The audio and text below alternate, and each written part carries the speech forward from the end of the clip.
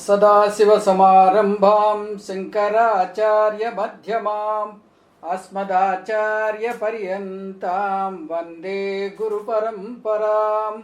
हरिः ओं श्रीगुरुभ्यो नमः। हरिः ओं. Today's Gita class is based on Swami Paramarthanandaji's lectures on Gita. The Swamiji from Chennai. He gives Gita in three different ways. This is called Gita Moolam, not Gita Bhashyam, Gita Moolam. That is the basics of Gita, which might take quite a long time because we will be dealing with Gita in depth. So, what I request all of you to keep a Gita book by your handy, so that as and when we chant a Gita and when we explore a particular ślōkāḥ, you can go through that ślōkāḥ and then try to understand this is all a study. This is not a discourse. This is a classroom teaching. So you all have a notebook and a pen with you and try to record the points so that you can reflect after the class and try to dwell more on the subject. So as we proceed further, you get a knowledge in such a way that you yourself can give a lecture on Gita. The idea is to give you in-depth knowledge in Gita. As we have imbibed this knowledge from Swami Paramarthanandaji, the same knowledge we are trying to pass on to you. So our pranams to our Swamiji, the very first when we start our class.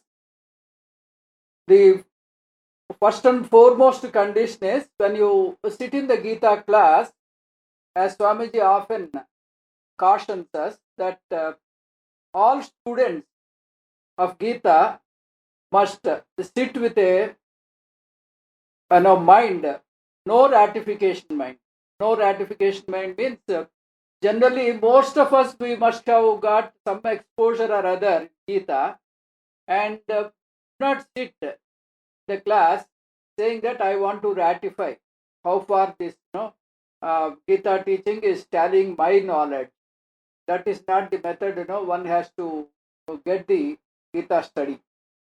When you are in the study, you have to submit yourself to the teaching, and then the I know mode is also very dangerous when you sit here. So you sit as though you are ignorant about the Gita. Even though you might have gathered some information, you take it as though it is a fresh knowledge. That way you benefit the most. Then revise and reflect each class and then chant daily this what is that? Dhyana Slokas will give you the text and the tune, so that you practice. By next week, you practice the Dhyana Slokas, and you all should join when one of us will chant this Dhyana Sloka, and all of you should chant along or with her. So that is the one practice. Then this Gita is it is extracted from Mahābhāratē, which is a very huge scripture consisting of 100,000 slokas. This Mahābhāratē was written by vyāsa. In this Mahābhāratē, in Shanti Parva, particular bhagavadgītē comes. So we are trying to explore that Gita, Bhagavadgītē, which is nothing but the gospel of the God, very diction of the God. The God spoke to Arjuna about various aspects, the life, day-to-day life, and how to get moksha, and many things we will try to explore. It will also deal with the psychology and the cleansing of the body and so on.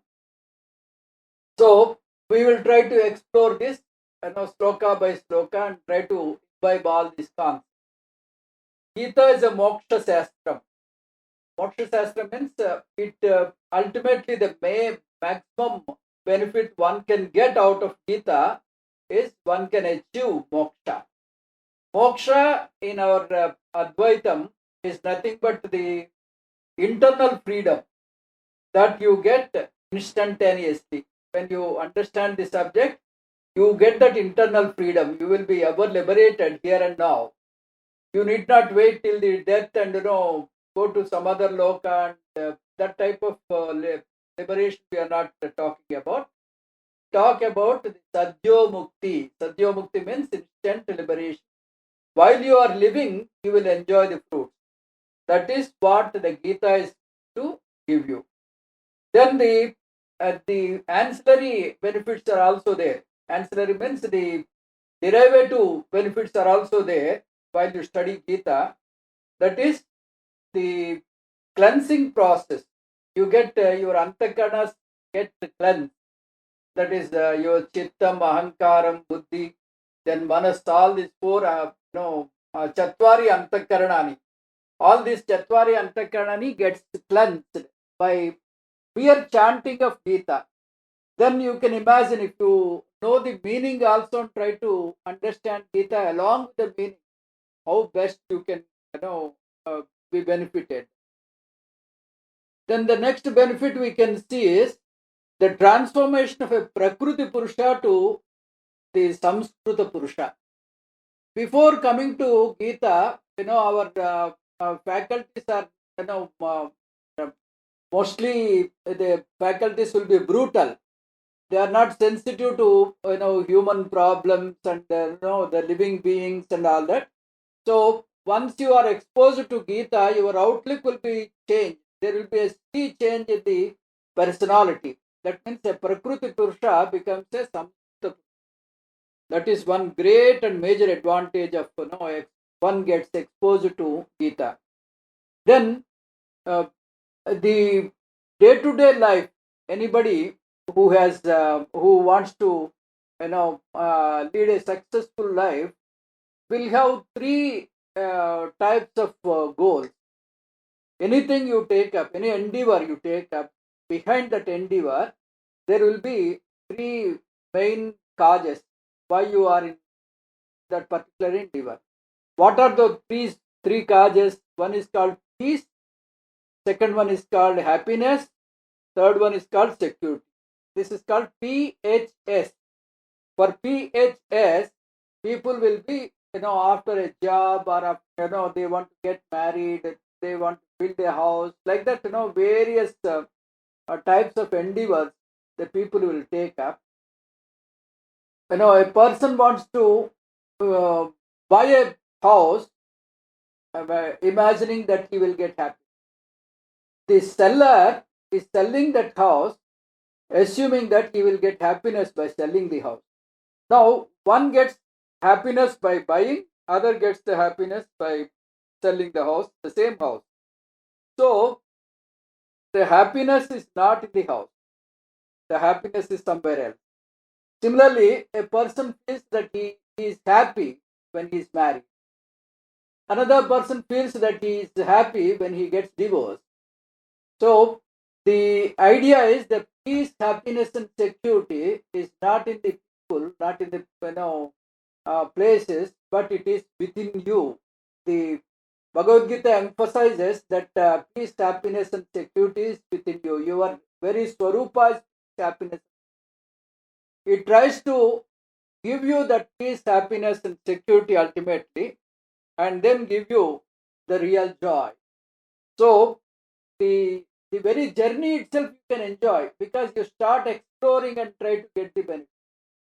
So many of our satsangis, they tell that there is a change in their life, and they have expressed in many ways that exposure to Gita has changed their life.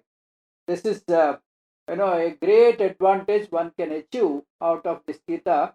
So try to come every Friday and attend this class and take it as a study course. Try to Tuesday, every Tuesday at 4:30, and then try to reflect on this the entire week. This particular Gita is written by Vyasa. Vyasa, because this Gita is a samvada. The samvada style means it is a dialogue-oriented subject. There is a dialogue between Arjuna and Krishna. So it is a gospel of Krishna, the dialogue of Krishna to Arjuna. Now, in this particular Gita, there are so many bhashyas. The most prominent bhashyam is Sankara Bhashyam. The Sankara Bhashyam is the most popular and very prominent bhashyam. And on Sankara Bhashya, there is one Acharya called Madhusudana Saraswati. Madhusudana Saraswati has written another bhashyam called Gudardha Deepika. Gudardha Deepika means the Gita is like a lamp which reflects the inner meaning or the hidden meaning. The Gita will reflect. So it is called Gudardha Deepika. This Madhusudana Saraswati's bhashyam on Sankara Bhashyam is very, very famous and very popular, and it is regarded as the pinnacle of the Madhusudana Saraswati's works. And in that Gudardha Deepika, Madhusudana Saraswati has written some 9 slokas. At the beginning of that bhashyam, he has written 9 slokas. And those 9 slokas were adopted by most of the Gita study groups, and they were printed as the Dhyana slokas, the beginning of the Gita. So mostly you will find that the Dhyana slokas are common, and these Dhyana slokas are picked up from Gudardha Deepika. So we'll try to explore those Dhyana slokas before we go into the text proper.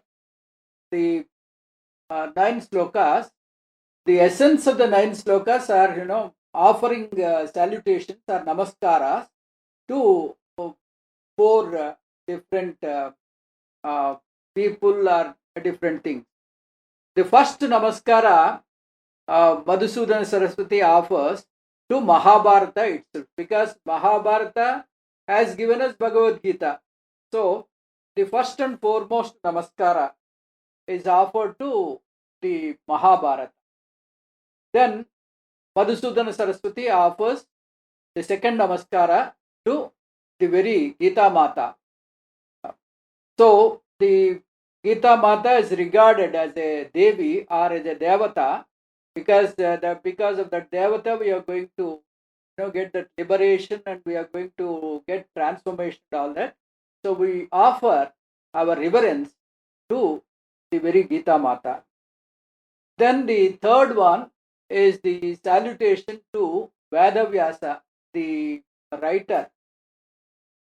Though he is the writer, it is not his own content. It is the content which is spoken by Lord Krishna. So whatever the Lord Krishna spoke to Arjuna was documented by Vyāsa. So Vyāsa is the writer of this Bhagavad-gītā or Mahābhāratā. So the namaskara is offered to Vyāsa, is the third namaskara. And fourth and the most important namaskara is the very Krishna Bhagavan, offering salutations, offering reverence to Krishna Bhagavan. So we have the 4 kinds of salutations offered in this, and those 4 kinds of namaskaras we'll try to explore sloka by sloka, and then we try to see the meaning here. The first and foremost one is the offering of namaskara to Mahābhāratā. Mahābhāratā namaskara is given in the 7th sloka, not the first sloka. There is a change in the order. The order is changed. So the 7th sloka is the first one we have to explore now. In that 7th sloka, Madhusudana Saraswati, Acharya Madhusudana Saraswati offers namaskaras to Vyāsa. The sloka is like this. Pārāsarya vachasarojamamalam gītārtha gandhotkatam nānākhyānaka kesaram harikada sambodhana bodhitam लोके सज्जन षट्पदैरहरः पेपीयमानं मुदा भूयात् भारतपङ्कजं कलिमल प्रध्वंसिनस्तेयसि. This is the sloka. So we'll go to the last stanza in this particular sloka. That last stanza, if you see, the word is given like that. The sentence goes like this. Bharata pankajam naha shreyase bhuyat. Bharata pankajam. Bharata pankajam means the very Mahabharata is like a lotus. That lotus, naha means to us, it should give shreyas. Shreyase bhuyat. May it give the auspicious shreyas to all of us. There are two things in the literature, what we call prayas and shreyas. When we see the purusharthas, there are four purusharthas: artha, kama, dharma, moksha. Artha, kama, dharma, all the three are together called prayas. Moksha alone is called shreyas, because that is the ultimate benefit one can get. So the Mahabharata will give us naha shreyase bhuyat, that will give the liberation, that will give me the internal freedom. So I see that the Mahabharata gives me the internal freedom. That is the idea. Then the Bharata, why this word Bharata is because this whole the Bharatam is a history. It is called itihasa. Itihasa. This is how it happened. Think of itihasa as itihasa. This is how it happened. So it is a history. So this history is of Bharata Vamsha. Bharata is the first person, the dynasty, Bharata dynasty story. That is why this is called Mahabharata. Mahabharata because it is a vast grantha having 1 lakh slokas. So this particular, in this grantha we have this Bhagavadgītē. Parāsarya vachasarojam. Parāsarya vachasarojam means Parāsarya. Parāsarya is nothing but the Veda vyāsa. Parāsarya is Parāsarasya putraha Parāsarya. He is a son of Parāsara Muni. So he became Parāsarya. So it has come out of his talking power. So you imagine that his talking power is a pond. In that pond there is a lotus. That lotus is nothing but Mahabharata. So this Mahabharata is now referred to as the lotus, which is in the pond of the very verbal power of the Veda vyāsa. Parāsarya vachasarojam. Gītārtha gandhotkatam. Gītārtha gandhotkatam means it is giving an excellent, a very amusing aroma, fragrance. And this fragrance is so attractive that, because of the Bhagavad Gita Bodha, the entire Bhagavad Gita is within the Mahabharata. What the author says, the Acharya says, the Mahabharata has got that popularity because of Bhagavad Gita, because the fragrance of Bhagavad Gita is so much. Gītārtha gandhotkatam. Because of this attractive fragrance, the Mahabharata itself got that popularity. Nānākhyānaka kesaram. Nānākhyānaka kesaram means the lotus has got so many petals, and the petals, when they are fully blossomed, you get the beauty of that flower. So each petal is like one akhyana. Akhyana means one story. It has got so many petals as such. The Mahabharata has got umpteen number of stories, very popular stories, and very moral giving stories, and you can learn psychology, you can study sociology, and you can also study religion. Many things can be studied from this story. And one such story is Kalidas Abhijnana Shakuntalam. is picked up from this Mahābhārata, and the great poet Kalidasa has written a drama called Abhijñāna Sakuntalam from this Mahābhārata. Nāna Ākhyānaka Kesaram. So these are the various stories that the Mahābhārata lotus. And how are these stories? Harikada Sambodhana Bodhitam. They are all the stories of Hari in various forms. Krishna Paramatma stories, and how the various, his childhood and his leelas, various, the mahats and all that, all magics of the Krishna. Everything is, included in this Mahābhārata. So, Harikada Sambodhana Bodhitam. So, this gives you the stories of Harikada, and it is really very useful and very interesting to hear this story. Aharaha sajjana satpadai pepiyamanam buddha. Aharaha. Aharaha means day in and day out. Aha is the day. Aharaha means aha. So a day in and day out, that means every day. Sajjana Shatpadai, all the good people, noble people. Shatpadai means the six-feeted insect. That is honeybee. Honeybee has got six legs. So it is called Shatpadai. So these noble people are compared with Shatpadai. Aharaha Sajjana Shatpadai Pepiyamanam Buddha. They were fond of taking this nectar from the lotus of Mahābhārata and the Bhagavadgītē in particular. So all these noble people and the good people, they are enjoying the nectar of Bhagavadgītā day in and day out.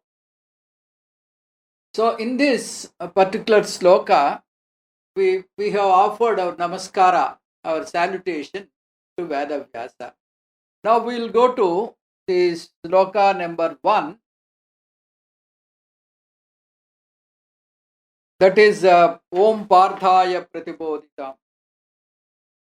In that, Om pārthāya pratibōdhitāṁ bhagavatāṁ nārāyaṇēna svayaṁ vyāsēna grathitāṁ purāṇamuninā madhyē mahābhāratē advaitāmr tavarṣiṇīṁ bhagavatimaṣṭādaśādhyāyinīṁ amba tvāmanusandadhāmi bhagavate.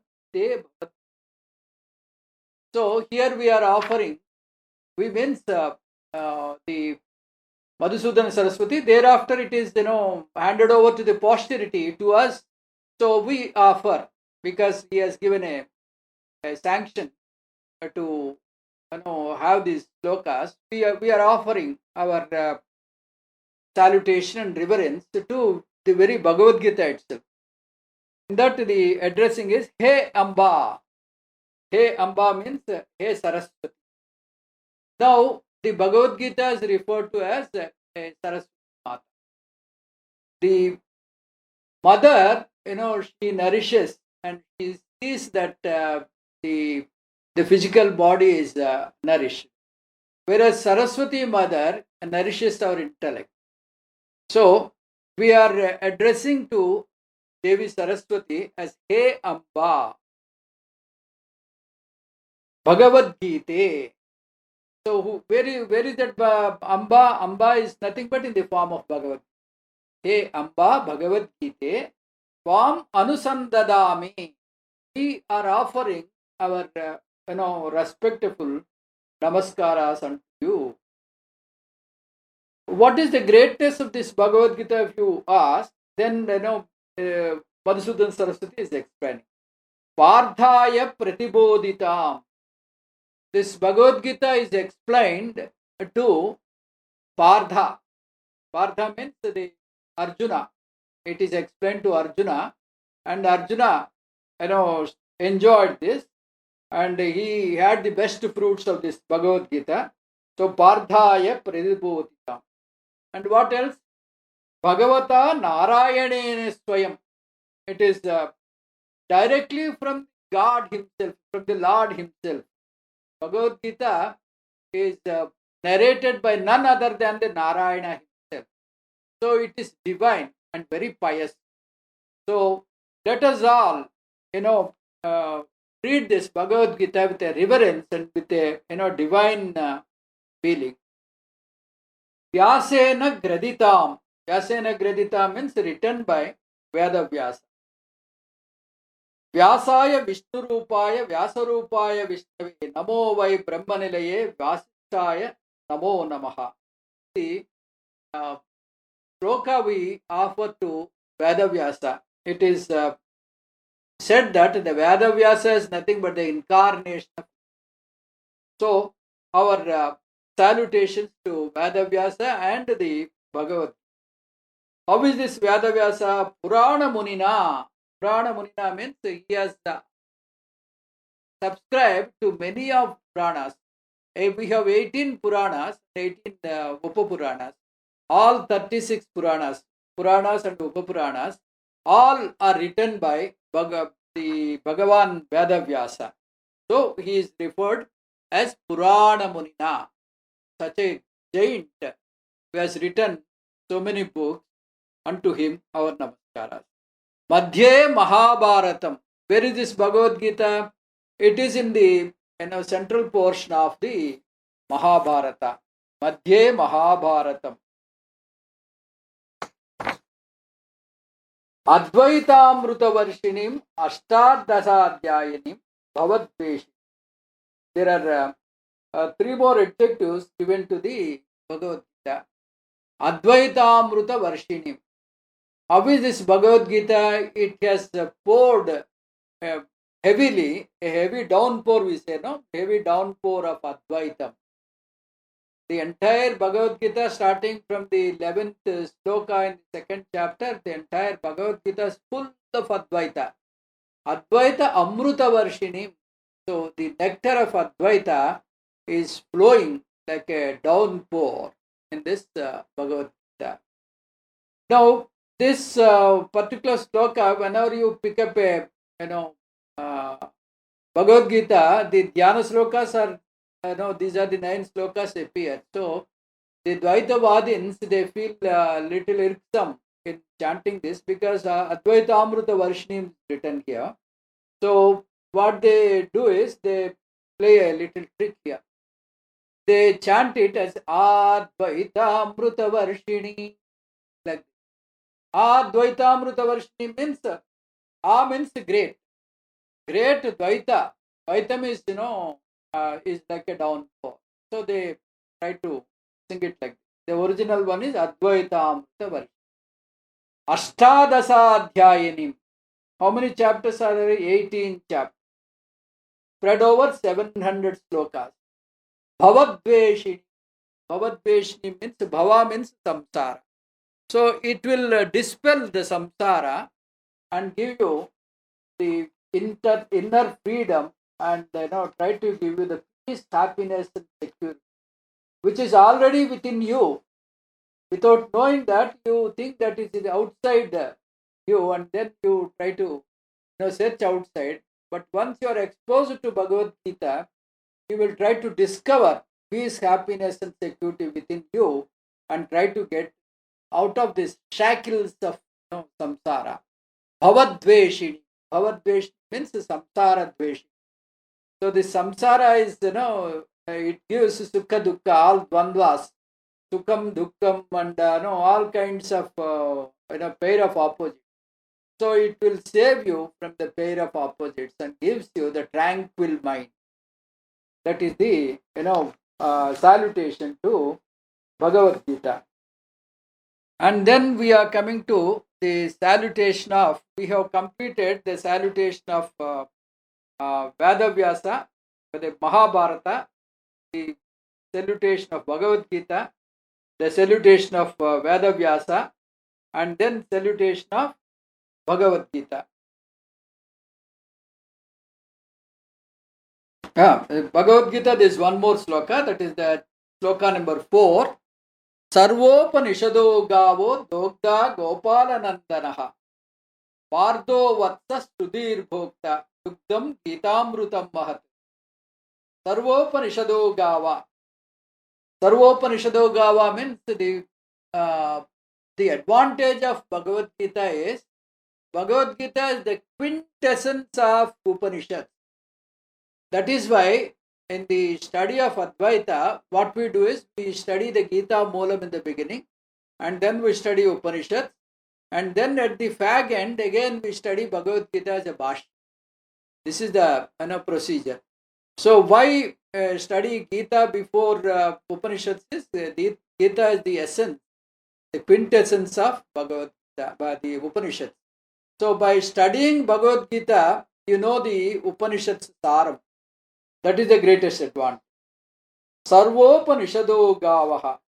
So the entire Upanishads are like a cow. Dogda Gopalanandaraha. This Gopala, the Sri Krishna Bhagavan, is like the cow, the milking man. He is one who milks the Upanishads. Pārthāya.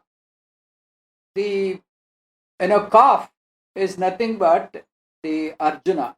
So for whom this milk is skimmed because of Arjuna.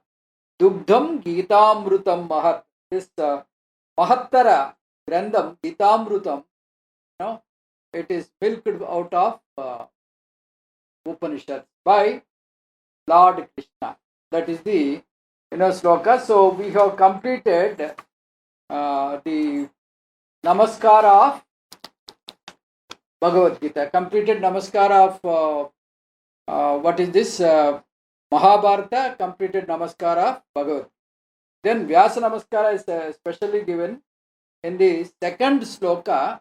That is the sloka number 2. We'll see here. Namostute vyāsa viśālabuddhē phullāravindāyātapatranētrē yēna tvayā bhāratatēla purna prajvālito dhyāna maya pradi. Viśālabuddhē. Vyāsa is considered to be a great giant in the literature of our Shastra scriptures, because Vyāsa is a kavi. Vivyāsa Vedān iti Vyāsaha. What he did is he has divided. Earlier the Veda was all in one Veda Rasi, all Mantra Rasi was as one heap. It is a huge and voluminous, very difficult to understand and memorize. So what he did, he divided the entire Veda Rasi, Mantra Rasi into 4 different.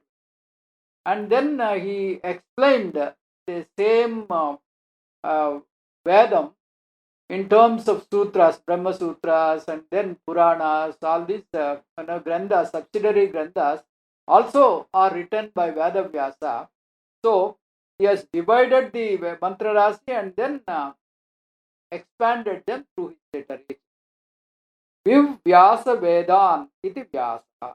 That is how the name Vyāsa has come. Then he must be having a name of his own. What is the name of Veda Vyāsa?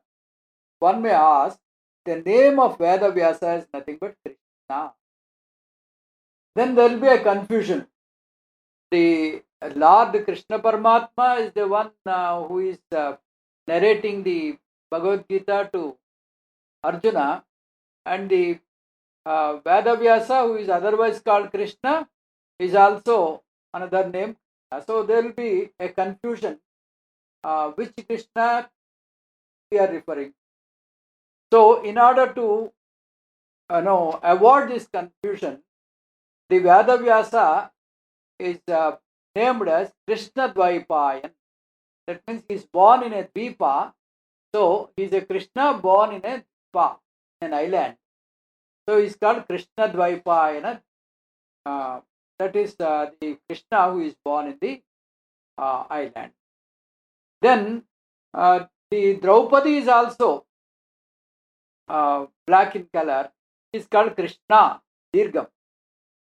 So there will be 3 Krishnas. Krishna, who is Lord Krishna, Krishna Dvaipayana, and Draupadi. All 3 are there, Bhagavad Gita.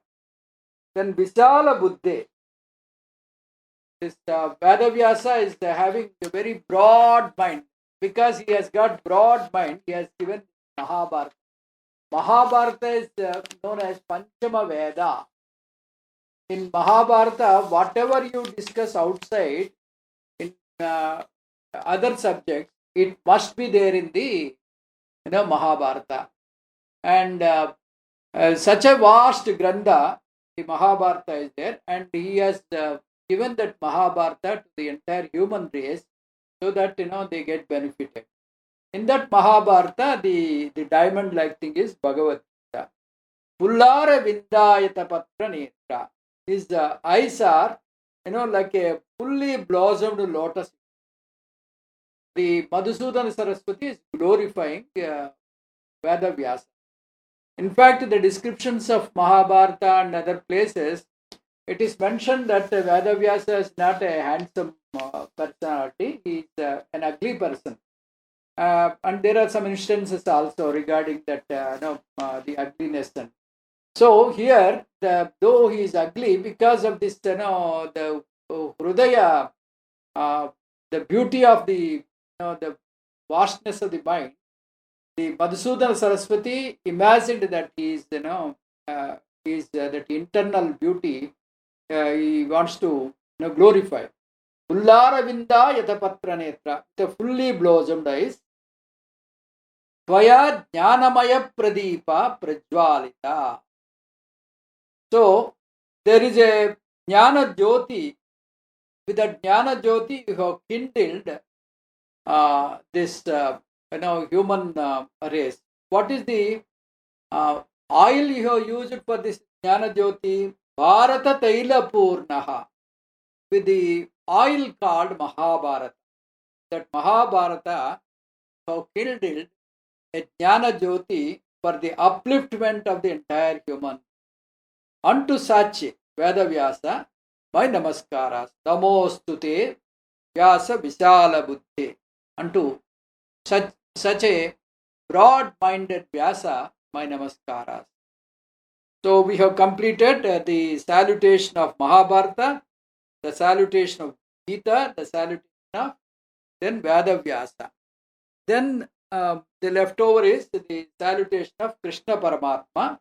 This is in the Sloka number 3.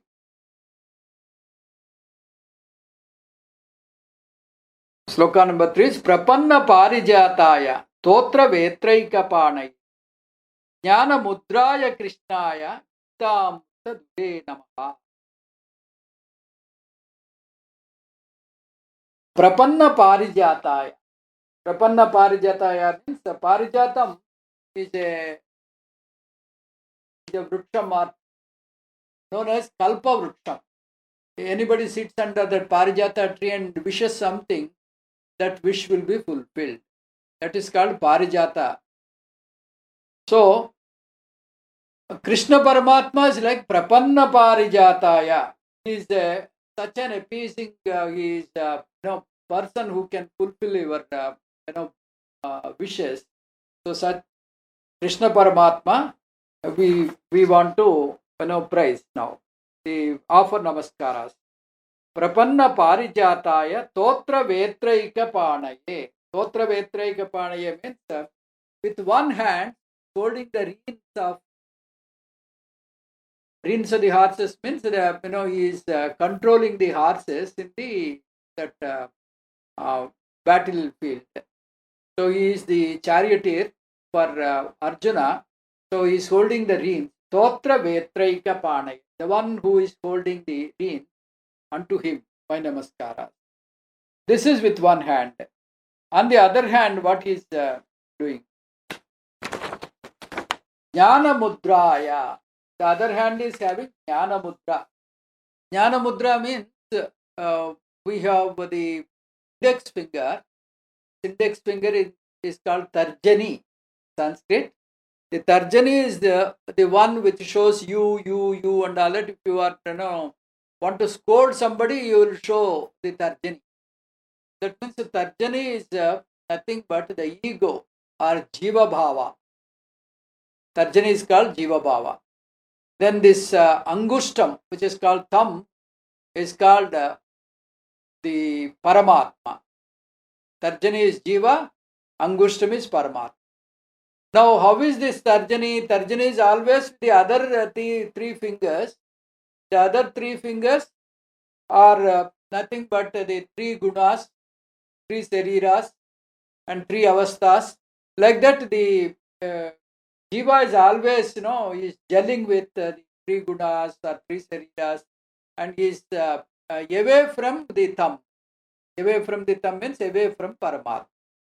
Now, in Jnana Mudra, what happens is the thumb and the Tarjani, they are joined like a circle, and the other three fingers are straight. So, when you join the Tarjani with the Paramatma, Jivatma Paramatma Aikyam. When Jivatma Paramatma Aikyam is recognized, and when you are in that Nishtha, you are having that Sadhyo Mukti. That is the idea of Jnana Mudra.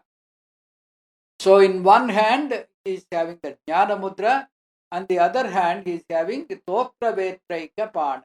The other hand he is having the Reins. Reins means he wants to give Disha Nirdesam. He wants to show you the Marga for the freedom, for the transformation. He wants to show you the path. That is why he is having the Reins. So unto such Bhagavan, my namaskaras. Prapanna parijataya totra vetraika panaye jnana mudraya krishnaya. Unto that Krishna. So that Krishna padam, the word Krishna, how that word has come. Sarvan bhaktan karshati. Karshati. Karshati means one who attracts all devotees unto him. Such person is called Krishna. Sarvan bhaktan karshati akarshati iti Krishna. Whoever attracts towards him, such person is called Krishna. So unto that alluring personality, Krishna, my salute. Gītāmrita duhe namaha. One who is taking that milk of Gītāmrita, the nectar of Gita, unto such a Lord, my salutation. So this is one sloka in praise of Lord Krishna. We'll complete one more sloka and stop. The next one is Vasudeva Sutam Devam Kamsa Chadura Mardana Devaki Paramanandam Krishnam Vande Jagat. Vasudeva Sutam. Vasudeva Sutam means he is the son of Vasudeva. So Vasudeva's son, and Kamsa Chanura Mardhanam. He is the the killer of Kamsa and Chanura. Both are Rakshasas, and they were doing all kinds of bad deeds. So he killed Kamsa and Chanura. Kamsa Chanura Mardhanam. Devaki Paramanandam. He is the one who is the pet of or the pampered child of Devaki. So for Devaki, he is Paramanandam. He is the ever happiness for Devaki. So such Krishna. Krishnam Vande Jagat Aham. Krishnam Jagat Gurum Aham Vande. Unto such Krishna, who is that Krishna? Jagat Gurum. He is the Guru of the entire Jagat. Why he is a Guru of entire Jagat? This Bhagavadgītē was narrated by him some 5,000 years from now. Though it is such an old scripture, it is ever new and ever solving even today's problem. So such a ever fresh subject, and it is a moksha shastra. So because he has given such a excellent scripture to the entire posterity, he is called Jagat Guru. He is a Guru of the entire Jagat. So unto such Krishnam Aham Vande. My salutation unto such Krishna. ॐ पूर्णमदः पूर्णमिदं पूर्णात् पूर्णमुदच्यते पूर्णश्च पूर्णमादाय पूर्णमेवावशिष्यते ॐ शान्तिः शान्तिः शान्तिः हरिः ॐ श्रीगुरुभ्यो नमः हरिः ॐ